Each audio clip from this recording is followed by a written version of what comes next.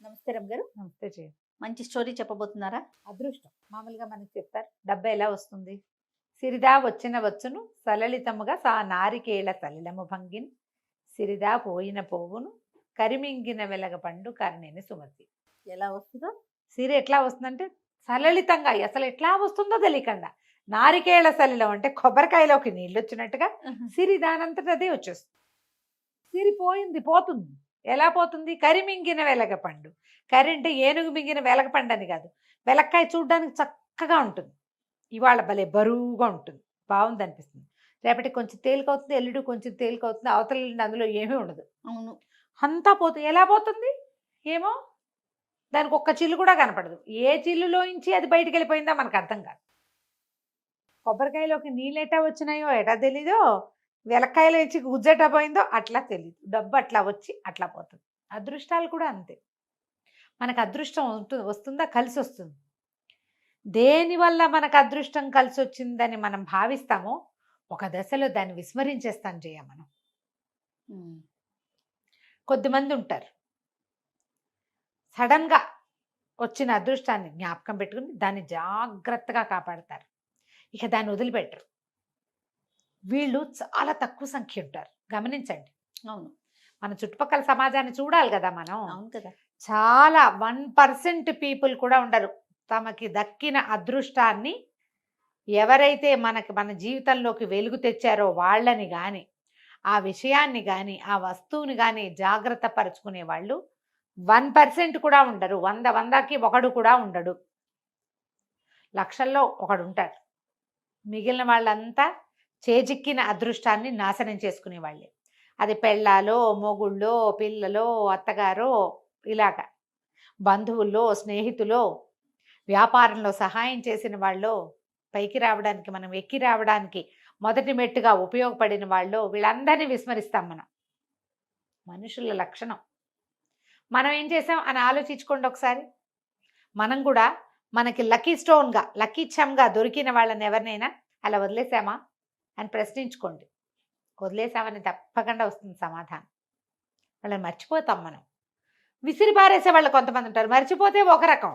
అంతే కదా. విసిరిపుచ్చుకు పారేసేవాళ్ళు చేసేదేం లేదు. చిన్న చందమామ కథ చెప్తాం. ఈ మొత్తం పాఠం ఎందుకు చెప్పానంటే, మనం జీవితంలో ఎప్పుడూ చేసే పొరపాట్లు ఇవి. ప్రతి మలుపులో ఐ కరెక్ట్ అని ఒక ప్రశ్న ఉండాలి మనకి. నేను ఏదైనా తప్పు చేశానా, నేను సరిగ్గా ఉన్నానా అని మనం మన జీవితపు ప్రతి మలుపులోనూ ప్రశ్నించుకుంటే కరెక్షన్స్ సులువుగా కుదురుతాయి.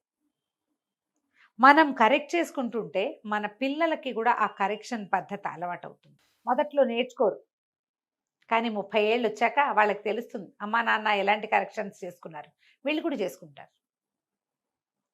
ఎంత చెడిపోయినా ఏదో ఒక దశలో నిలబడి కరెక్ట్ చేసుకుంటారు. ఇది మనం అలవాటు చేసుకోవాల్సిన విషయం. అందుకోసం ఇంత పాఠం చెప్పాను అనమాట. కథ చెప్తాం. ఒక బెస్తవాడు ఉండేవాడట ఏదో దేశంలో. అయితే ఇతను ఏం చేసేవాడు, చిన్న బుట్టల్లాంటివి చెరువులో అక్కడక్కడ వదిలిపెట్టేవాడు. ఊతలు అని రాస్తారు, ఊత ఒక బుట్ట అన్నమాట. దానికి కర్రలు కట్టి వదిలిపెట్టేవాడు. ఆ కర్రలు పైకి తేలుండి అది ఎక్కడుందో కనపడుతూ ఉండేది. ఆ కర్రలు పైకి లాగితే ఆ బుట్ట వచ్చేసేది అనమాట. ఏది పడితే అది పడేది. ఏవో కొన్నిట్లో చేపలు పడేవి, కొన్నిట్లలో జల్లలు పడేవి, కొన్నిట్లలో పీతలు అవి కూడా చిక్కునేవి, నత్తగుల్లలు తినేవాళ్ళు కదా, తింటారు. అక్కడి నుంచి ఇతను ఏం చేసేవాడు, ప్రతిరోజు వేసేవాడు, ఒక రోజు ఒకటి ఏదో వచ్చేది. పెద్ద అంత ఓ పడిపోయే సొమ్మేం కాదు. ఇంట్లో వాళ్ళు తినడానికి బతకడానికి ఒక మాదిరిగా సరిపోయేది, బాగా చక్కగా సరిపోయేది కాదు. అదృష్టం ఎప్పుడు కలిసి రాలే వాడికి. ఓసారి 4 ఊతలు పెట్టి వాడు ఎక్కడికో పోయాడు. సాయంకాలం తిరిగి వచ్చాక ఆ ఊతలన్నీ పైకి లాక్కున్నాడు. ఇట్లా బుట్టలాగా ఉంటుందట. లాగేసరికల్లా ఒక దాంట్లో 4 చిన్న చేపలు పడ్డాయి, ఓ దాంట్లో ఏమో 2 నత్తగుల్లలు ఏవో చిక్కుకున్నాయి, ఓ దాంట్లో ఏమీ లేదు, బురద లాంటిది ఉంది. ఒక దాంట్లో మాత్రం ఒక ముసలి డొక్కుగా ఉన్న ఒక ముసలావిడ పడి ఉంది. నీళ్ళల్లో కొట్టుకొచ్చి ఆ ఊతలో చిక్కుకుంది. ఊత బరువుగా ఉంటే అయ్యి బాబాయ్ పెద్ద పెద్ద చేపలు పడ్డాయి అనుకోండి, తీరా చూస్తే ముసలి. అక్కడి నుంచి దిందుంపదేగా ఇది ఎక్కడి నుంచి వచ్చిందని దాన్ని కదిపి చూస్తే బతికే ఉంది. ఎండిపోయి బక్క డొక్కు పీచు. కరడు గట్టిన ముసల్ది అని రాస్తాడనమాట కథలో. ఎండి బెరడు గట్టుకుపోయింది, దాన్ని నీళ్ళలోకి తోసేయబోయాడు. నాకెందుకు ఈ దరిద్రం, బతికుంటే అన్నం పెట్టద్దు, మనకే లేదు ఇక్కడ, పడేద్దాం అనుకున్నాడు.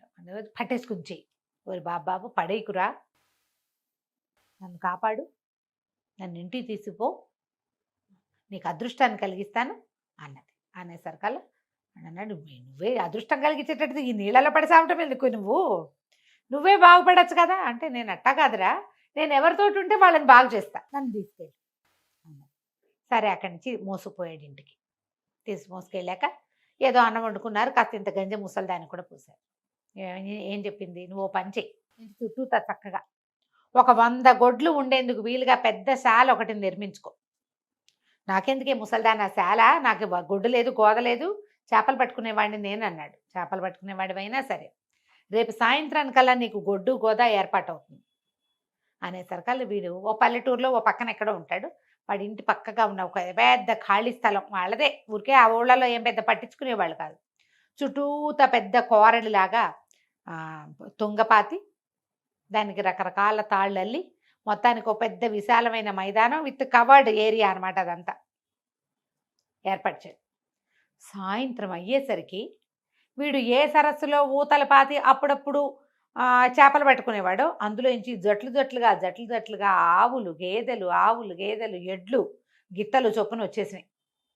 అటు ఇటుగా పిల్ల మేక అన్నీ లెక్క పెడితే 100 ఉన్నాయి. 100 వచ్చి వీడి గొడ్డ సావిట్లో కూర్చుండిపోయింది. పితికినని పాలు పితికాడు, పాలు అమ్ముకుంటే డబ్బు. ఎడ్లు గిడ్లు వాటి దారిన పోయి అవి గడ్డి మేసి వస్తాయి. ఎవరో వాళ్ళ నాగలు కట్టుకుంటూ, ఏరా మీ దగ్గర గొడ్లు ఉన్నట్టున్నాయి, ఏమన్నా 2 ఎడ్లని అప్పిస్తావా అంటే, అప్పివ్వం, అరవివ్వం, అమ్మకానికైతే ఇస్తాం, లేదా జీతానికైతే ఇస్తాం, అమ్మకం వద్దులే, జీతం రోజుకు 10 రూపాయలు, రోజు 10 రూపాయలు వస్తున్నాయా? ఒక ఎడ్ల జతకి 10 వస్తే 10 ఎడ్ల జతలకి ఎన్ని వచ్చు, నువ్వు పొళ్ళని వస్తాయా? ఇట్లా ఎన్ని రకాలుగా డబ్బు వచ్చిందంటే వాడి దగ్గరికి, ఇక పిచ్చి డబ్బు. అక్కడి నుంచి రౌండ్గా ఉందిగా, కట్టాడు కదా కోరడల్లే, ఈ పైనంతా షెడ్లు వేసేసాడు, వానకి వంగుడికి చలికి ఇబ్బంది లేకుండా. హాయిగా నీడపట్ట నుండి గొడ్లు సుఖంగా ఉండేవి, కట్టక్కర్లా పెట్టక్కర్లా, లోపలికి వచ్చి పడుకునేవి అంతే. ముసలిది వాళ్ళ ఇంట్లో ఉండేది, పెద్ద ఇల్లు కట్టాడు వీడు, బోల్ డబ్బులు వచ్చేసినాయి. అక్కడి నుంచి వారా వీరా వచ్చిన వాళ్ళందరూ వీటితోటి మాట్లాడేవాడు. చక్కగా మంచి పిల్ల, వీడి పెళ్ళంకి 2-3 పిల్లలు పుట్టారు. రోజులు గడిచిపోతున్నాయి. సరే క్రమంగా వీడికి డబ్బు ఎక్కిపోయింది, లోకంలో అందరికీ ఎక్కిపోతుంది, ఎంత సహజం కదా. మొదలు ఎక్కడి నుంచి వచ్చింది, ఎక్కడో, అది ఎవరికి తెలుసు. క్రమంగా ఈయన పెద్ద మనిషి అయ్యాడు, అందరికీ మంచి మాటలు చెప్పడం మొదలుపెట్టాడు. ప్రతి వాళ్ళు వస్తే మనం ఇంతే, మన స్థాయి మన స్టైలు చిన్నప్పటి నుంచి ఇంతే, మా తాతలు నేతులు తాగారు, ఇలాంటివి బోల్డ్ అని చెప్పేవాడు. ఇప్పుడు అవన్నీ మాట్లాడను, వేరే పని ఉంది నాకు అనేవాడు. ఎంత గొప్ప వచ్చింది. అయితే ఏమైంది, పక్క ఊర్లో ఒక పెద్ద విందు జరిగింది. ఈయన అందరూ పిలుపులు వస్తాయి కదా పెద్ద మనుషులందరికీ, ఈ పెద్ద మనిషికి కూడా పిలుపు వచ్చింది, పెద్ద మనిషికి కూడా. సరే ఎక్కడికైనా వెళ్ళేటప్పుడు ఈ ఖర్చు నాది అని చెప్పడం ఒక గొప్ప. ఇవాళ సారాయి ఖర్చు నాదని చెప్పాడు ఆ పార్టీలో. విపరీతంగా పోశారు, ఈయన యథేచ్ఛగా తాగాడు, తను పోయించిందే కదా. తాగేసి ఇంటికి వచ్చాడు. వచ్చి రాత్రి 1 గంట అయింది, తలుపు కొట్టాడు. తలుపు కొడితే ఎవరు తలుపు తీయలే. 12 దాకా చూశారు, 12 తర్వాత పడుకున్న వాళ్ళకి మెలకు రాదు. అక్కడి నుంచి గట్టిగా అరిచాడు, కేకలు పెట్టి, ఎన్నేళ్ళ నుంచో నా ఇంట్లో పడి తింటున్న ముసలితో తేది అన్నాడు. నేను తీసుకొచ్చేది నా నెత్తి మీద పడిపోయి తింటోంది, అదైనా మెలకుగా ఉండొచ్చు కదా, ముసలిదైనా నా కోసం తలుపు తీయటానికి. తీవే ముసలిదానా, బతుకున్నావా చచ్చావా, నువ్వు ఏ మూలుండవు, తలుపు తీవే అన్నాడు. అనగానే ముసలావిడ వచ్చింది, తలుపు తీసింది. నువ్వు నన్ను తిట్టేవని, ఆ తిట్టక నేను ముద్దెట్టుకుంటారా, తలుపు తీయలేదు నువ్వు అనేసరికల్లా, నన్ను తిట్టిన చోట నేను ఉండను సుమి అంది. ఉండపోతే పో, ఎవడడిగాడు నేను, ఉండపోతే వెళ్ళిపో. ఆవిడ లోపలికి వెళ్ళి పడుకుంది. వీడు కూడా ఆ తాగిన మత్తులో ఏదో ఈడ్చుకుంటూ పోయి లోపలికి వెళ్ళి పడుకున్నాడు. తెల్లవారేసరికి ఆవిడ వాకిళ్ళు ఉడిచింది, ఇల్లు ఉడిచింది, పక్కల దుప్పట్లు అన్నీ మడత పెట్టింది. 10 గంటలకల్లా నడుచుకుంటూ ఇంట్లో నుంచి బయటికి వెళ్ళిపోయింది. ఆవిడ వెనకాలే ఈ చుట్టూతో కోరడి కట్టి ఉన్న పశువుల శాల ఉంది కదా, జట్లుగా మొత్తం గొడ్లన్నీ వెళ్ళిపోయినాయి. సరస్సుల నుంచి నడుచుకుంటూ ఆవిడ వెనకాల వెళ్ళిపోయింది. మొత్తం గొడ్ల సావిడి ఖాళీ, ఇంకేముంది, ఆనే మిగిలింది అక్కడికి. అదృష్టం ఎలా వచ్చింది, ఆవిడ ద్వారా వచ్చింది. మళ్ళీ ఆవిడ ద్వారానే వెళ్ళిపోయింది. మొత్తం వెళ్ళిపోయింది. వీళ్ళు రేపు పొద్దున్న లేచి చూసుకుంటే ఒక గొడ్డు లేదు, ఒక ఇది మొత్తం లేదు, ఖాళీ. ఏమీ లేదు. బస్సులశాలంతా ఖాళీ. పశువు ఉంటే పాలు వస్తాయి, వెన్న వస్తుంది, మీగడ వస్తుంది, పెరుగు వస్తుంది, రెంట్ వచ్చేది రెంట్ నెలల. వస్తుంది. ఇప్పుడు ఎక్కడి నుంచి వస్తాయి? ఏమీ లేవు. ఉమ్. మళ్ళీ ఆ పెద్ద క్వారడి కట్టిన ఖాళీ స్థలంతో పాటు ఇల్లుంది. ఇంటిని ఏం చేసుకుంటారు? ఆ రోజుల్లో ఇళ్లలోకి ఎవరు రెంట్లకు వచ్చేవాళ్ళు కాదు. అదే కదా. ఇంట్లో పని చేయడానికి ఎవరు లేరు. గొడ్లు లేకపోతే పని వాళ్ళు ఎక్కడి నుంచి ఉంటారు? వాళ్ళంతా పోయారు. అంతకుముందు గొడ్లకు పని వాళ్ళు ఉండేవాళ్ళు. ఉమ్. పెళ్ళాము, పిల్లలు, బెస్తవాడు, వాడి తాలూకు ఊతలు మిగిలినాయి. శిరోభవ వరదోభవ. మళ్ళీ ఊతలు వేసుకోవడం ఇంకా చేసేదేం లేదు. అంతే.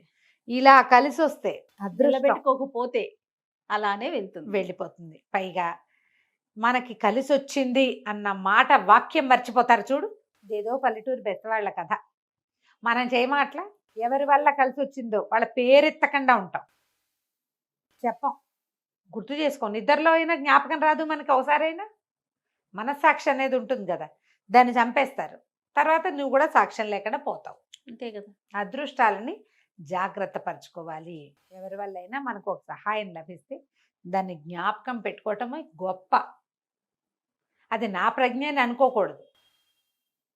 ఆ జ్ఞాపకం పెట్టుకుంటే నువ్వు డౌన్ టు ఎర్త్ ఉన్నట్టు, ఏదో మోడెస్టీ, వినయంతో ఉన్నట్టు. అంతే కదా. వినయంతో ఉన్నవాడికి సమస్తము వినపడతాయి, సమస్తము వింటుంది. ప్రపంచం వినయశీలి యొక్క మాట వింటుంది. వినిపించుకునేలాగా చేయండి. అదృష్టాలని చెడగొట్టుకోకండి. కథ కంచికి మనం చాలా బాగుందండి. నమస్తే. నమస్తే.